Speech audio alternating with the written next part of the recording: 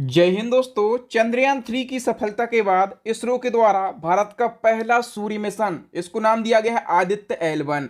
और आदित्य L1 को आज की डेट में लॉन्च कर दिया गया है। तो आदित्य L1 ट्रेंडिंग टॉपिक बन चुका है। इस टॉपिक से जुड़े हुए सारे फैक्ट, सारे क्वेश्चन जानना आपके लिए बेहद ही जरूरी है। तो सबसे पहले हम आदित्य L1 से बनने वाले सभी इंपॉर्टेंट फैक्टों को डिस्कस करेंगे। इसके बाद जितने भी एमसीक्यू बन सकते हैं उन सभी को डिस्कस करेंगे। वीडियो बेहद ही महत्वपूर्ण होने वाला है, इसलिए वीडियो को बिना स्किप किए लास्ट तक जरूर देखें। वहां पर चंद्रयान 3 चंदा मामा को स्टडी कर रहा है और यहाँ पर जो आदित्य L1 होगा ना, ये सूर्य दादा को स्टडी करेगा। ओके, तो आदित्य L1 के बारे में हम सबसे पहले बेसिक फैक्ट जानते हैं। आदित्य L1 भारत का पहला सूर्य मिशन है। बिल्कुल, मैंने आपको पहले ही बता दिया। ओके, और कब लॉन्च किया गया है? तो 2 सितंबर को सुबह 11:50 पर इसको लॉन्च किया गया और श्रीहरिकोटा के सतीश धवन स्पेस सेंटर से इसको लॉन्च किया गया। और ये जो सतीश धवन स्पेस सेंटर है, ये आंध्र प्रदेश के तिरुपति जिले में स्थित है। ठीक है, आदित्य L1 को किस रॉकेट के माध्यम से लॉन्च किया गया है? तो इसको PSLV XL रॉकेट के माध्यम से लॉन्च किया गया। आदित्य L1 सूर्य मिशन है भारत का। ठीक है, सूर्य को स्टडी करेगा। तो इसके उद्देश्य क्या हैं? उद्देश्य के बारे में हम जान लेते हैं।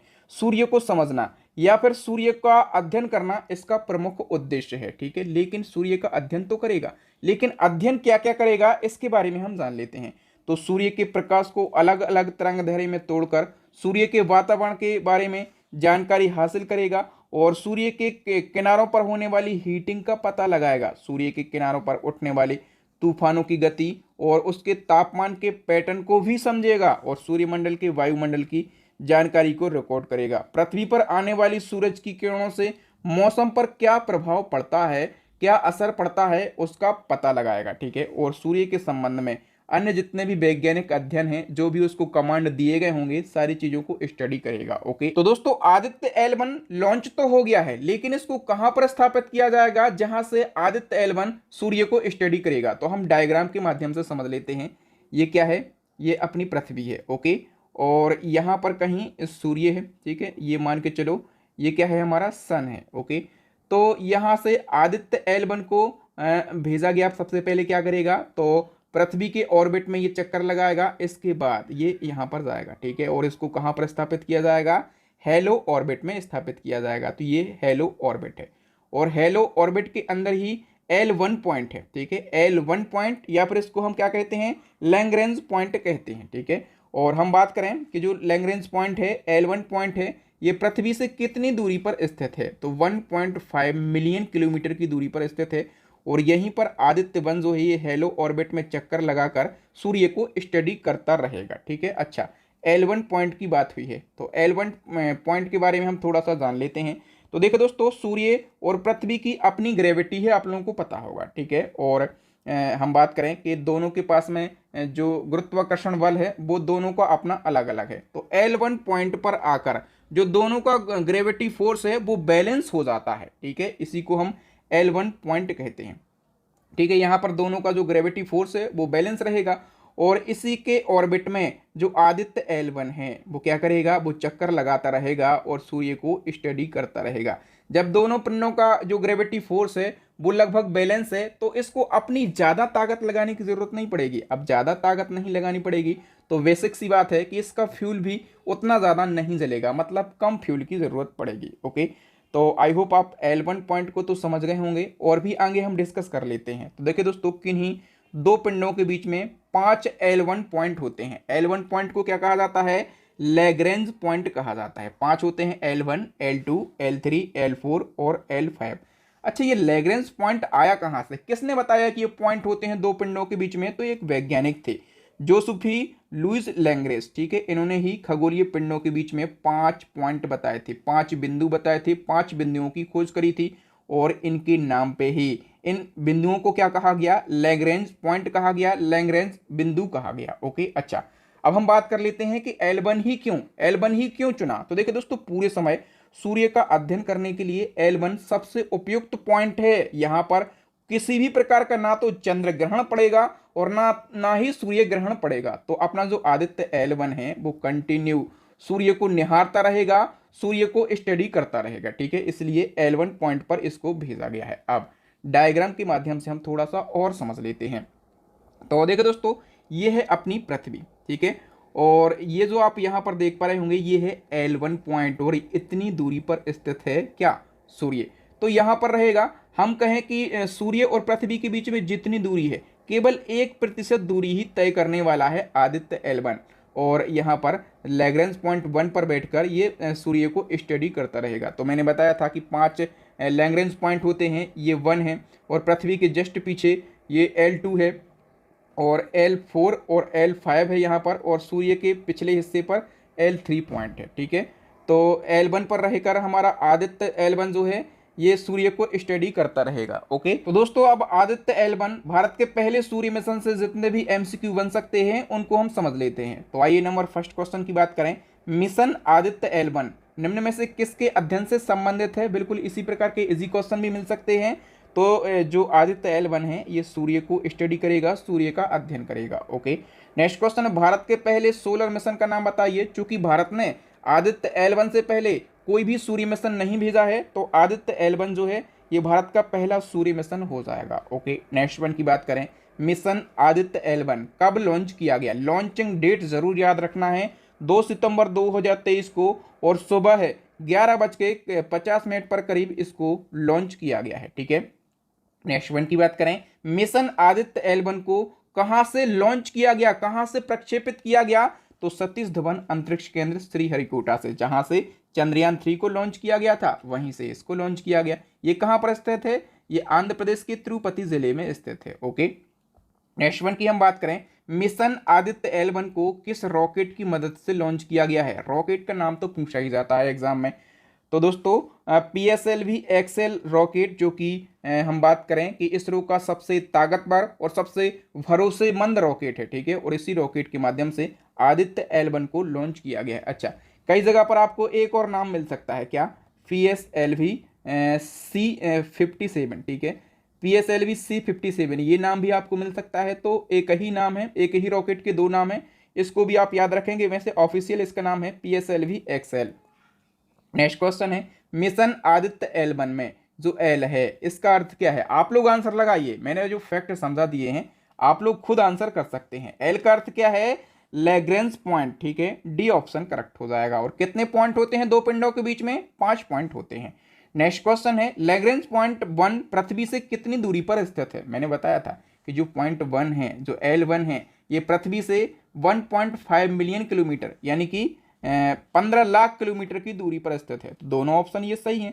सी ऑप्शन करेक्ट हो जाएगा, बोथ A और B दोनों, ठीक है। तो सी ऑप्शन करेक्ट हो जाएगा। अच्छा, सबसे पहले आप लोगों को एक और बात जानना जरूरी है। जो हमारा सूर्य है, मैंने आपको बताया था कि हमारा सूर्य यहाँ पर स्थित है। तो पृथ्वी और सूर्य के बीच की दूरी की यदि हम बात करें कि दोनों के बीच की दूरी कितनी है, तो 150 मिलियन किलोमीटर दोनों के बीच की दूरी है। अब जो आदित्य L1 दूरी तय करने वाला है वो कितनी दूरी तय करने वाला है, 1.5 मिलियन किलोमीटर। यानी कि हम बात करें कि पृथ्वी और सूर्य की जो टोटल दूरी है ना, उसका केवल 1% ही दूरी तय करने वाला है, ठीक है। आई होप आप लोग इसको समझ गए होंगे। नेक्स्ट क्वेश्चन, आदित्य L1 सूर्य से करीब 1.5 किलोमीटर दूर से उसका अध्ययन करेगा। दोस्तों एग्जामिनर जब आपको फंसाएगा ना, तो इसी प्रकार से क्वेश्चन पूछेगा। क्वेश्चन को बड़े ध्यान से पढ़िएगा। तो देखो दोस्तों, मैंने आपको बताया था कि जो L1 पॉइंट है ये पृथ्वी से कितनी दूरी पर स्थित है, तो 1.5 मिलियन किलोमीटर की दूरी पर स्थित है। और मैंने आपको ये भी बताया कि पृथ्वी और सूर्य के बीच की दूरी कितनी है, तो 150 मिलियन किलोमीटर की दूरी है, ठीक है। तो हम ये कह सकते हैं ना कि 1500 लाख किलोमीटर, कितना, 1500 लाख किलोमीटर की दूरी है पृथ्वी और सूर्य की, ठीक है। और L1 की कितनी है, 15 लाख किलोमीटर। तो इसको जब हम घटाएंगे ना, तो 1485 लाख किलोमीटर इसका सही आंसर हो जाएगा। ओके, नेक्स्ट क्वेश्चन है, आदित्य L1 को हेलो ऑर्बिट में पहुंचने में कितने दिन लगेंगे। तो करीब दोस्तों 127 दिन लगने वाले हैं। वी ऑप्शन करेक्ट हो जाएगा। लगभग 4 महीने का समय लगने वाला है जब आदित्य L1 हेलो ऑर्बिट में पहुंचेगा। ओके, नेक्स्ट क्वेश्चन है, सूर्य के विभिन्न पहलुओं का अध्ययन करने के लिए आदित्य L1 में कितने वैज्ञानिक उपकरण, वैज्ञानिक जो उपकरण लगे होते हैं इसको पेलोड कहा जाता है। तो आदित्य L1 में कितने पेलोड लगे हुए हैं, 7 पेलोड लगे हुए हैं। वी ऑप्शन करेक्ट हो जाएगा। इन 7 पेलोड के नाम हम एक बार देख लेते हैं। तो देखिए दोस्तों, एक लगा है VELC, इसका फुल फॉर्म होता है विजिबल इमिशन लाइन कोरोनाग्राफ। एक लगा है SUIT, इसका फुल फॉर्म होता है solar ultraviolet imaging telescope. एक लगा है सोलेक्स, इसका फुल फॉर्म होता है solar low energy x-ray spectrometer. एक होता है हेल 1OS, इसका फुल फॉर्म होता है high energy L1 orbiting x-ray spectrometer. एक लगा है एस्पेक्स, इसका फुल फॉर्म होता है Aditya solar wind particle experiment. एक लगा है पापा नाम का पेलोड, इसका फुल फॉर्म होता है plasma analyser package for Aditya. एक जो डिवाइस है इसका नाम है advanced tri axial high resolution digital management. ठीक है, तो ये 7 पेलोड लगे हुए हैं। ये क्वेश्चन बन सकता है कि इनमें से कौन सा पेलोड लगा है कौन सा नहीं लगा, तो सातों पेलोड के नाम एक बार आपने पढ़ लिए हैं। ओके, नेक्स्ट वन की हम बात करें, आदित्य L1 मिशन तैयार करने में कुल कितना खर्चा आया, या फिर हम ये कहें कि आदित्य L1 का कुल बजट कितना था। करेक्ट आंसर हो जाएगा दोस्तों 400 करोड़। ठीक है, 400 करोड़ में आदित्य L1 तैयार हो गया। ठीक है, अभी आपको कमेंट करके बताना कि चंद्रयान 3 का बजट कितना था। नेक्स्ट क्वेश्चन है, आदित्य L1 मिशन का डिजाइन किस संस्था ने तैयार किया। तो हम बात करें, बेंगलुरु का एक संस्थान है इंडियन इंस्टीट्यूट ऑफ एस्ट्रोफिजिक्स। ठीक है, बेंगलुरु का ये संस्थान है और इसी ने आदित्य L1 का डिजाइन तैयार किया। ठीक है, डिजाइन की तो हमने बात कर ली। अब आपसे पूछा जाए कि आदित्य L1 मिशन को किस संस्था ने लॉन्च किया, तो दोस्तों इसको इसरो के द्वारा लॉन्च किया गया है। इसरो भारत की अंतरिक्ष एजेंसी है, इसी के द्वारा लॉन्च किया गया। ठीक है, इसरो का फुल फॉर्म होता है इंडियन स्पेस रिसर्च ऑर्गेनाइजेशन। इसकी स्थापना 1969 में की गई थी। हेडक्वार्टर बेंगलुरु में है। प्रेजेंट टाइम पे इसके चेयरमैन कौन है, डॉक्टर एस सोमनाथ। ओके, तो इनके कार्यकाल में बहुत ही बेहतरीन कार्य अभी हो रहे हैं। नेक्स्ट हमारा क्वेश्चन है, पृथ्वी से सूर्य की औसत दूरी कितनी है। तो औसत दूरी मैंने आपको बताया था 150 मिलियन किलोमीटर, यानी कि 15 crore kilometre is the correct answer. B option correct हो जाएगा। नेक्स्ट क्वेश्चन है, सूर्य पृथ्वी से कितना गुना बड़ा है। तो 109 गुना बड़ा है सूर्य पृथ्वी से। ओके, नेक्स्ट क्वेश्चन है, सूर्य की सबसे बाहरी परत कोरोना को छूने वाला विश्व का प्रथम यान कौन सा था। विश्व का पहला व्हीकल कौन सा था जिसने सूर्य की सबसे बाहरी परत कोरोना को टच किया। करेक्ट आंसर हो जाएगा दोस्तों option B, Parker solar probe एक व्हीकल था, इसने सबसे पहले सूर्य की बाहरी परत कोरोना को टच किया। ठीक है, और हम बात करें कि इस व्हीकल को अमेरिका की अंतरिक्ष एजेंसी नासा ने 2018 में लॉन्च किया था। कब किया था, 2018 में, और नासा ने इसको लॉन्च किया था। नेक्स्ट क्वेश्चन है, विश्व का पहला सूर्य मिशन पायनियर 5 कब और किस देश ने लॉन्च किया। तो यदि आपसे पूछा जाए कि दुनिया का पहला सूर्य मिशन कौन सा है, तो आप कहेंगे पायनियर 5। ठीक है, और पायनियर 5 को अमेरिका के द्वारा लॉन्च किया गया था। ठीक है, और अमेरिका के द्वारा कब लॉन्च किया गया था, 1960 में लॉन्च किया गया था। तो पहले सूर्य मिशन का नाम क्या है ये पता चला, किस देश ने इसको लॉन्च किया, कब लॉन्च किया, 3 बातें आपको याद रखना है। नेक्स्ट क्वेश्चन है, पृथ्वी के सबसे नजदीक का तारा कौन सा है। पृथ्वी के सबसे पास का तारा, तो आप लोगों को पता होगा कि हमारा सूर्य क्या है, एक तारा है। ठीक है, और ये जो सूर्य है ये पृथ्वी के सबसे नजदीक है। ठीक है, इसी क्रम में एक और क्वेश्चन बन सकता है कि सूर्य के बाद पृथ्वी का सबसे नजदीकी तारा कौन सा है। हमारी ये अर्थ है। ठीक है, और पृथ्वी के सबसे पास तो सन है। ठीक है, और सन के बाद भी क्या है, सन के बाद फिर है प्रॉक्सिमा सेंचुरी। ठीक है, तो प्रॉक्सिमा सेंचुरी सूर्य के बाद पृथ्वी का सबसे नज़दीकी तारा है। अब प्रॉक्सिमा सेंचुरी के बाद भी यदि पूछा जाए तो एक अल्फा सेंचुरी होती है। ठीक है, अल्फा सेंचुरी। ठीक है, पृथ्वी के सबसे पास सूर्य, फिर प्रॉक्सिमा सेंचुरी, और इसके बाद आता है अल्फा सेंचुरी। तो अभी सूर्य के जस्ट बाद पूछा गया है, तो Proxima sanctuary is the correct answer. Next हमारा क्वेश्चन है, सूर्य के प्रकाश को पृथ्वी तक आने में कितना समय लगता है। तो जो सूर्य का प्रकाश होता है इसको पृथ्वी तक आने में करीब 8.3 मिनट लगते हैं।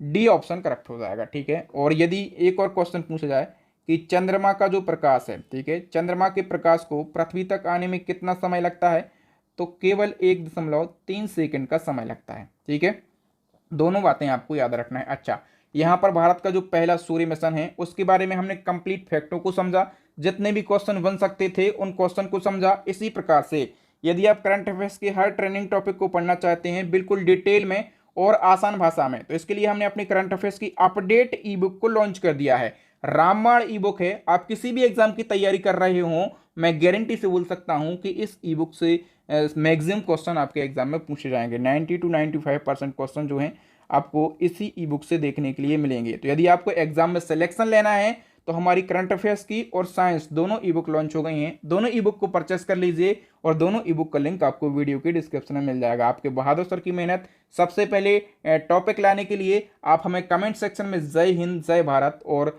इसरो के लिए, इसरो के वैज्ञानिकों के लिए 2 शब्द आप जरूर लिखें, ठीक है। आपके लिए क्वेश्चन छोड़ के जा रहा हूं, चंद्रयान 3 को कब लॉन्च किया गया था और चंद्रयान 3 कब लैंड हुआ, 2 डेटें आपको कमेंट सेक्शन में कमेंट करके बताना है। जय हिंद दोस्तों, मिलेंगे नेक्स्ट टॉपिक में, तब तक के लिए जय हिंद जय भारत, वंदे मातरम।